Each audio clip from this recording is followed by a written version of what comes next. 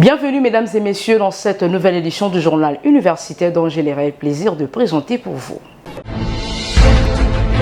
Débutons ce journal par la projection du lancement sur le marché congolais de la marque d'eau Maya Kampa, un produit de l'université de Kinshasa, dont l'usine de traitement et de transformation est en cours de construction sur les sites universitaires. Le professeur Jean-Marie Kayembe Toumba a visité cette infrastructure de production d'eau et procédé à la remise des équipements du laboratoire de la faculté des sciences et technologies chargé d'assurer le suivi du traitement chimique. Élément signé Serge Mbouy.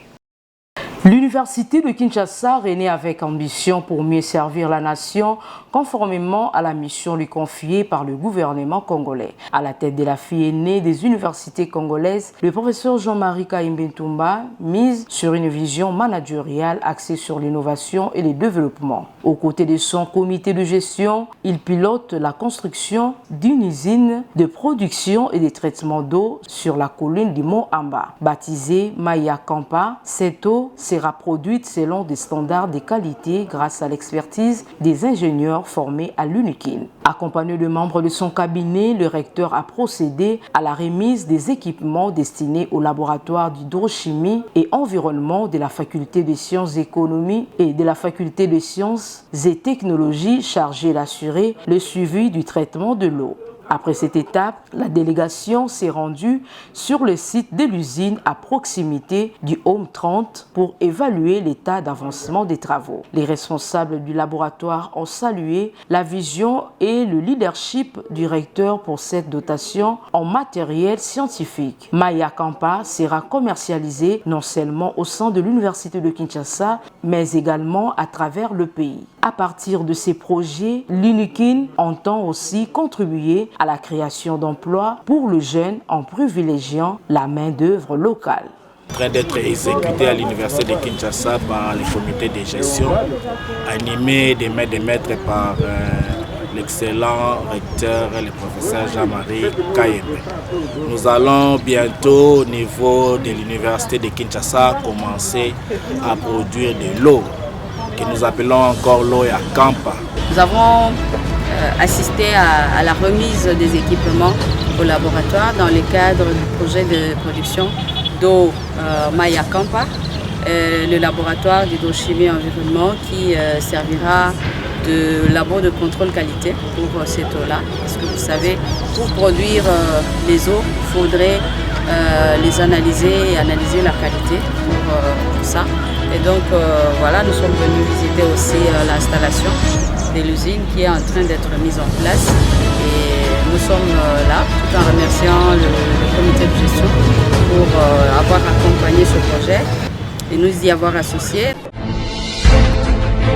Toujours à l'université de Kinshasa, une session de présentation de projets de recherche entre l'université catholique de Louvain et l'université de Kinshasa s'est tenue le week-end dernier dans la salle Monikoso en vue de sélectionner le meilleur projet susceptible de bénéficier d'un financement pour les thèses et mémoires master. La cérémonie a été présidée par le secrétaire général à la recherche représentant les recteurs. Encore une fois, Serge Mbouy pour le reportage. Devant la communauté universitaire de l'université de Kinshasa, le professeur Paulin Moutoualé, secrétaire général à la recherche et représentant du recteur empêché, a ouvert cette session de présentation de projets de recherche. Dans son allocution, il a salué la coopération existant entre l'UNIKIN et l'université catholique de Louvain. De son côté, le professeur Emmanuel Mopendo, représentant de l'université catholique de Louvain, a insisté sur l'importance de cette session qui permet aux chercheurs de présenter leurs projets susceptibles, après évaluation et sélection, bénéficieront des financements sous forme de bourse tout en valorisant la mobilité de professeurs. L'objectif de la session de présentation de ce matin était de recueillir les différents projets, voir comment créer des synergies entre acteurs afin de composer un dossier solide, que ce soit pour un projet amorce, pour tester de nouvelles idées, que ce soit pour un projet de valorisation, pour mettre en valeur les résultats issus, que ce soit d'une thèse de doctorat ou soit d'un projet de recherche pour le développement, ou soit ça peut être un PFS pour mettre en place une formation, un nouveau master, un programme approfondi ou soit un projet de recherche pour le développement qui vise en même temps la qualité scientifique et l'impact au niveau de la population. Parce que le projet doit avoir deux volets. Le premier volet, le volet scientifique, et le deuxième volet, c'est au développement. Comment cela peut aider la population à se développer. Le professeur Mbouyi de la faculté polytechnique de l'université de Kinshasa a, quant à lui, expliqué aux participants le mécanisme d'élaboration d'un projet de recherche crédible et compétitif capable d'obtenir un financement tout en contribuant au rayonnement de l'institution. Cette cérémonie a connu la participation de plusieurs scientifiques, parmi lesquels la directrice des cabinets directeur de l'université de Kinshasa. La rencontre s'est clôturée par une photo de famille. Changeons les chapitres à présent, approche managériale de l'assistance maritale des épouses pour les consultations périnatales, modèle managérial OLI sur le développement sanitaire des hôpitaux de la province de Sankourou. C'est l'intitulé de la thèse de doctorat soutenue publiquement par le chef des travaux Isidore Onoleka Lolengo de la faculté de management et sciences économiques de l'université de Sepromad. C'était le week-end dernier au sein du campus de Massina. Christian Moukonkole et Jérès Landou étaient présents pour le compte de notre rédaction.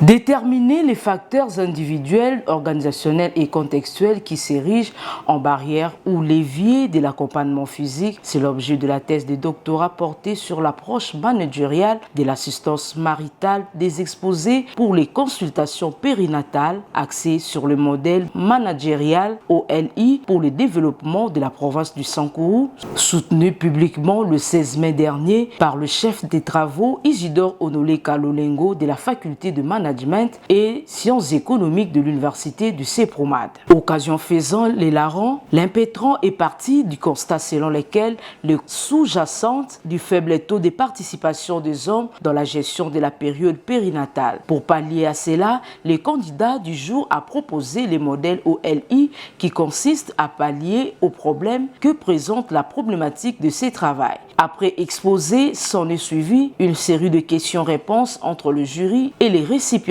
Grande distinction est la mention obtenue par le nouveau docteur à thèse après délibération à huis clos par le jury. Satisfait de ces résultats, le récipiendaire souligne l'importance de son travail. Notre travail a porté sur l'approche managériale de l'assistance maritale des épouses pour les consultations prénatales, accouchement et impact sur les issues périnatales.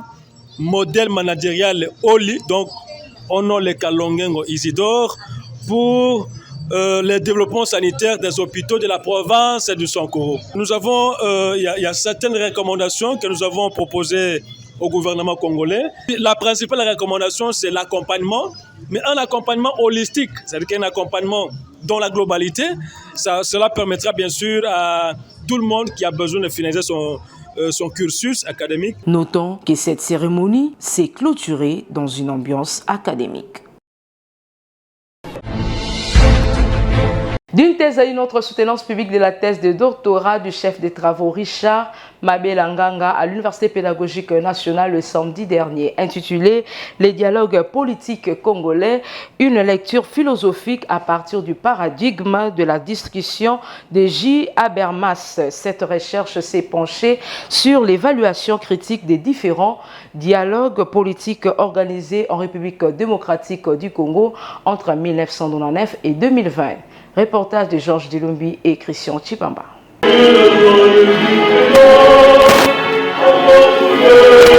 La soutenance publique de la thèse de doctorat du chef des travaux Richard Mabelanganga a marqué un tournant décisif et historique pour le département de philosophie de l'Université pédagogique nationale. Intitulé « Le dialogue politique congolais, une lecture philosophique à partir du paradigme de la discussion de J. Habermas », cette recherche s'est penchée sur l'évaluation critique des différents dialogues politiques organisés en RDC entre 1999 et 2020. Dans son argumentaire, l'impétrant a expliqué que son étude fondée sur la philosophie du langage démontre que le dialogue politique congolais n'a pas permis d'ouvrir un lendemain meilleur pour l'État congolais, faute d'avoir intégré l'exigence de l'éthique de la discussion développée par Habermas. Selon lui, le dialogue possède pourtant un caractère pacificateur et légitimateur indispensable à la consolidation de la paix et de la démocratie. Appuyant sur les réflexions de Ngoma Binda, le récipiendaire Richard Mabela a soutenu qu'au nom de la raison et de la paix, il demeure nécessaire de dialoguer. Cependant, il a dénoncé la persistance de manipulations politiciennes et de l'agir stratégique dans le processus politique congolais, appelant les acteurs politiques à privilégier plutôt l'agir communicationnel fondé sur l'éthique, l'écoute et la recherche du consensus. Sur le plan académique et scientifique, cette thèse enrichit les débats sur l'efficacité des dialogues politiques dans une société post-conflit comme la RDC, tout en apportant une contribution significative à la littérature politique relative à la recherche de la paix et à l'état des droits. Au terme de l'évaluation et délibération du jury à huis clos, le candidat Richard Mabela Nganga a été proclamé docteur avec la mention grande distinction. En vue de l'obtention du grade de docteur, après délibération à huis clos, le jury a pris la décision suivante. Monsieur le chef des travaux, Mabela Nganga Richard a réussi à l'ensemble de l'épreuve avec la mention grande distinction. Un couronnement faisant de lui le tout premier docteur produit par les départements de philosophie de cette institution. Revêtu de sa toge académique, le nouveau docteur a mis un accent particulier sur la substance de son travail. Proposer un nouveau type de démocratie pour aider la République à offrir un lendemain meilleur à la population. Ce nouveau type de démocratie, nous l'avons appelé la consensurocratie, c'est-à-dire une démocratie issue du consensus. Et il y a consensus juste après avoir dialogué. Il faut intégrer la dimension communicationnelle éthique dans l'agir politique, dans la manière de débattre sur des questions d'intérêt national, un peu d'éthique et un peu de sens communicationnel élevé pour permettre à tout le monde de donner son point de vue. Et on doit tenir compte d'inclusivité, on doit tenir compte de la participation de tous, on doit tenir compte également du civisme, un peu sur l'éducation civique. Dans une ambiance électrique, familles, collègues et étudiants ont célébré cet événement scientifique historique. Vous êtes des enfants d'un docteur à plaisir.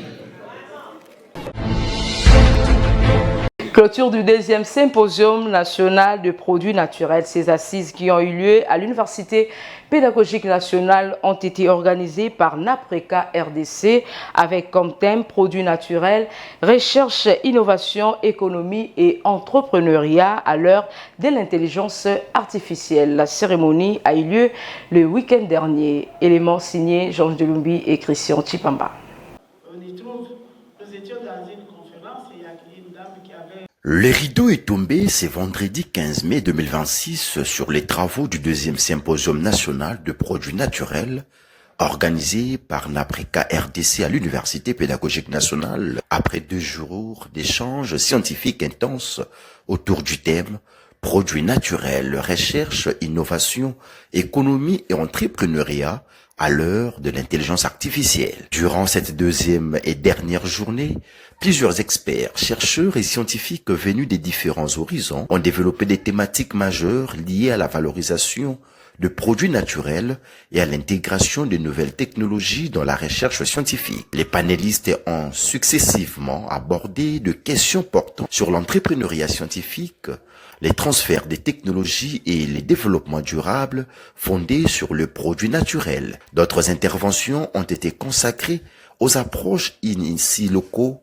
au docking et au criblage virtuel de métabolites naturels, ainsi qu'à l'intelligence artificielle et à la science des données appliquées, à l'exploration et à la conception des molécules bioactives. Les participants ont également réfléchi sur la métabolomique, la déréplication, le moléculaire, networking et d'autres approches omiques utilisées dans l'étude de produits naturels. L'ethnopharmacologie et la valorisation scientifique des savoirs traditionnels ont aussi figuré parmi les sujets ayant suscité un vif intérêt au cours des échanges. Prenant la parole à la cérémonie de clôture, la rectrice de l'UPN, professeure ordinaire Yvonne Bébéké, s'est dite pleinement satisfaite de la réussite de ces assises scientifiques tenues sous la coordination du professeur Mbala de l'Université de Kinshasa. Elle a salué la qualité des interventions, l'engagement des chercheurs ainsi que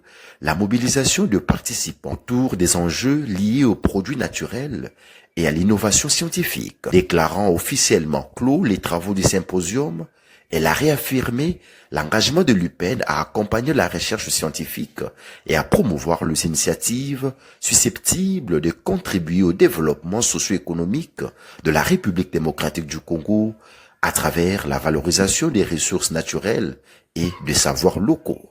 Durant 2 jours, nous avons pris part aux échanges scientifiques et expériences enrichissantes basées sur la découverte de nouveaux agents thérapeutiques, la valorisation industrielle des déchets, l'exploitation de nouvelles méthodes d'analyse des produits naturels, enfin, sur l'entrepreneuriat scientifique et la bioéconomie des ressources naturelles. Les innovations et travaux qui ont été présentés ici prouvent à suffisance que la richesse en ressources naturelles que regorge notre pays et dont une grande partie reste encore à découvrir avec les recherches futures. Pour terminer, nous voulons remercier tous les participants, les intervenants, pour leur participation active dans ce symposium. C'était là pour les travaux du deuxième symposium.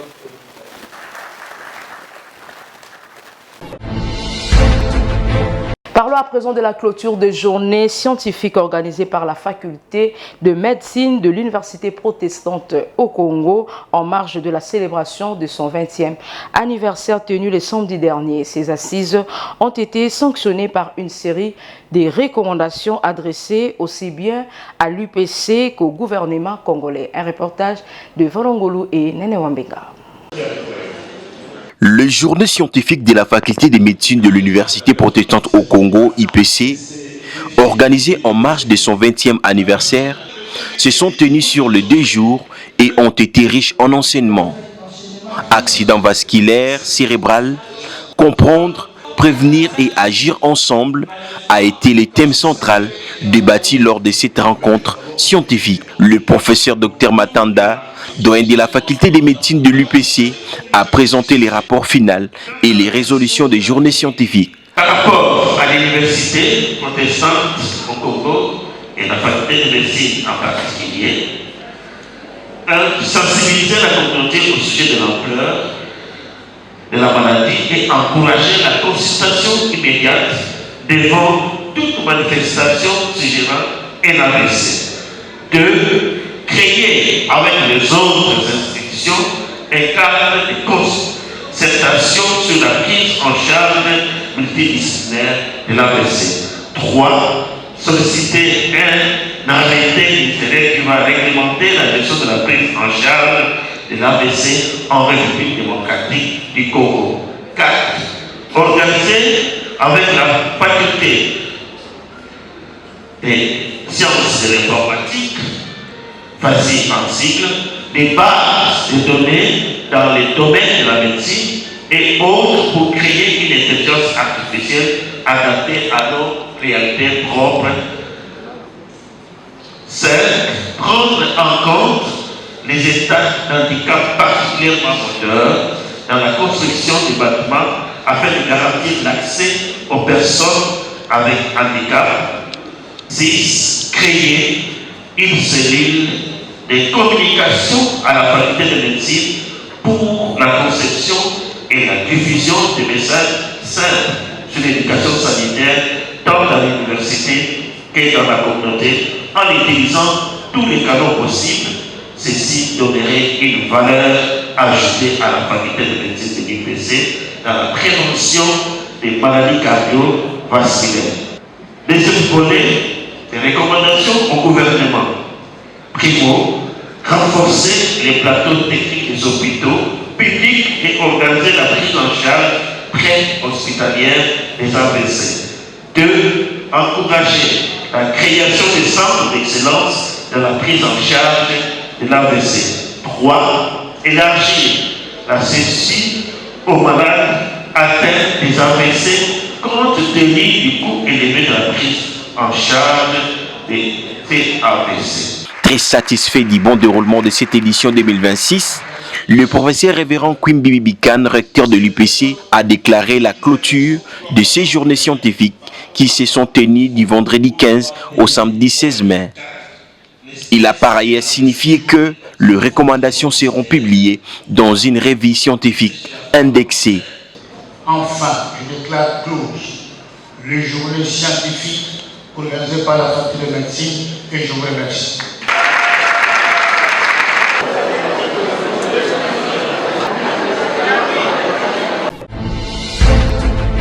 À la clôture de ces journées scientifiques, plusieurs intervenants ont livré leur impression sur les accidents vasculaires cérébraux, thème central des échanges. Ils sont au micro de Falangolo. C'est que sur le plan de la forme, les journées étaient bien organisées et puis les profils des orateurs a répondu aux attentes des organisateurs.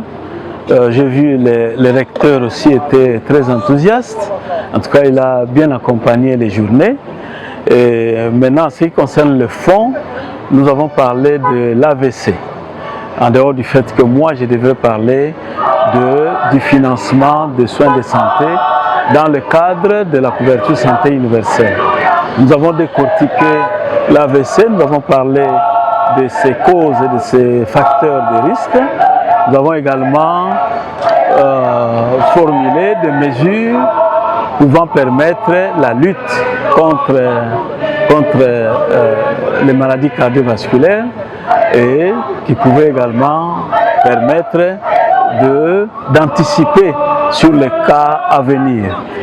Alors il y a une recommandation qui est formulée aussi au niveau de nos gouvernements, c'est de rendre disponibles les intrants nécessaires pour la prise en charge, entre autres la thrombolyse, mais aussi de permettre à ce qu'il y ait un accès facile à toute la population en cas de crise ou liée à l'AVC ou aux maladies non transmissibles. Donc c'est un appel à tout le monde de pouvoir s'investir pour que nous puissions améliorer la santé de notre population. Et aussi de continuer avec la recherche et d'autres techniques innovantes qui sont à l'ère de l'intelligence artificielle, entre autres. Alors, vous avez remarqué aussi la question du consentement sur le plan civil et la personne qui vient avec des séquelles de l'AVC est dans une situation d'incapacité. Or, comment cette personne qui vient dans une situation d'incapacité ne peut pas parler, ne peut pas bouger, peut-il s'engager avec le médecin qui le prend en charge? C'est là toutes des questions qui sont autour de la question de la prise en charge des malades en général et le cas de l'AVC en particulier. Et ça signifie quoi? Il faut toujours étudier des mécanismes de droit qui permettent à ce qu'une personne qui arrive dans une telle situation, si elle n'est pas à mesure de pouvoir donner par exemple son consentement, il y a des mécanismes que la loi a prévus que éventuellement la convention peut prévoir et éventuellement même les juges qui peuvent autoriser cela. Alors je disais que dans l'intervention du médecin, ce sont des risques. Je vous ai dit que quand la personne est guérie, le médecin est sauvé. Mais quand il y a des problèmes qui se posent, ça signifie que le médecin risque d'engager sa responsabilité qui peut être pénale, qui peut être en même temps civile et qui peut aussi être une responsabilité sur le plan déontologique. Bouclons cette édition par les collectifs des anciens de sciences sociales, administratives et politiques de l'Université pédagogique nationale, CASAP en sigle, qui a organisé une marche des santé avec objectif de promouvoir l'unité et la cohésion nationale vis-à-vis de l'agression rwandaise qui endeuille à l'est de la République démocratique du Congo. Témoin de l'événement, Jordan Kabengele.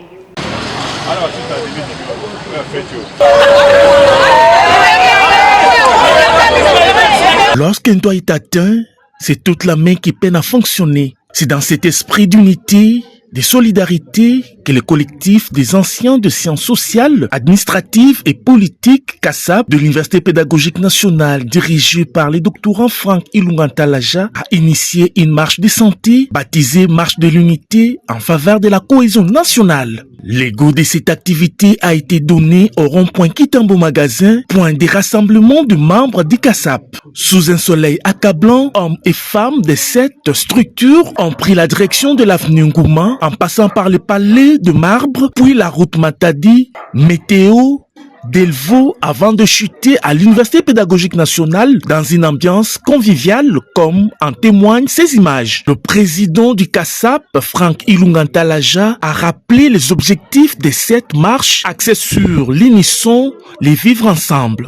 Il en a également profité pour saluer les efforts du président de la République Félix-Antoine Tshisekedi Tshilombo et de son gouvernement pour la rénovation de l'UPEN. La situation qui survit à la République démocratique du Congo avec l'agression de notre pays par le Rwanda, nous nous sommes dit d'organiser une marche d'unité qui appelle tout le monde à l'unité et à l'unisson. Nous avons l'entraide mutuelle parmi les missions. Le collectif des anciens des sciences sociales, premièrement, a réuni les étudiants, les anciens étudiants, les sciences sociales, donc de la faculté des sciences sociales, qui ont commencé de 2004 à 2010. Mais n'empêche, nous pouvons aller au-delà de cela par rapport à tous ceux qui peuvent partager les mêmes objectifs, les mêmes ambitions avec CASAP. Il y aura une série d'ateliers, une série de conférences. Il faut savoir ce qu'est CASAP d'abord. C'est un collectif des intellectuels qui réunit les diplomates et les sociologues. C'est un collectif qui a à son sein plus de 700 membres. Donc, c'est pour dire qu'il y a plusieurs activités, il y a plusieurs événements qui seront prévus dans les jours à venir. Nous profitons maintenant pour demander à tous nos amis, à tous nos collègues qui nous suivent partout où ils sont, de venir nous rejoindre. Et nous profitons de l'occasion d'ailleurs pour dire merci au président de la République. Parce qu'il nous a fait honneur. Aucun président, en commençant par Mobutu jusqu'à son prédécesseur Kabila, n'a jamais eu l'initiative de construire l'Université pédagogique nationale. Et aujourd'hui, l'UPEN, c'est un bijou. L'UPEN, c'est un beau cadeau que le chef de l'État nous a donné. Nous profitons de l'occasion pour dire merci. Notons qu'à travers cette initiative, le collectif CASAP entend pérenniser les activités de rapprochement entre anciens étudiants afin de renforcer davantage l'esprit de fraternité, de solidarité et d'engagement au sein de la communauté. C'est la fin de cette édition, mesdames et messieurs. Merci de prêter attention à notre présentation derrière la caméra. Jérès Landou, réalisé par Emmanuel Emma, toujours sous la coordination de l'honorable André Mouchongo Machara. Quant à moi, je vous dis au revoir et bonne suite de programme chez vous.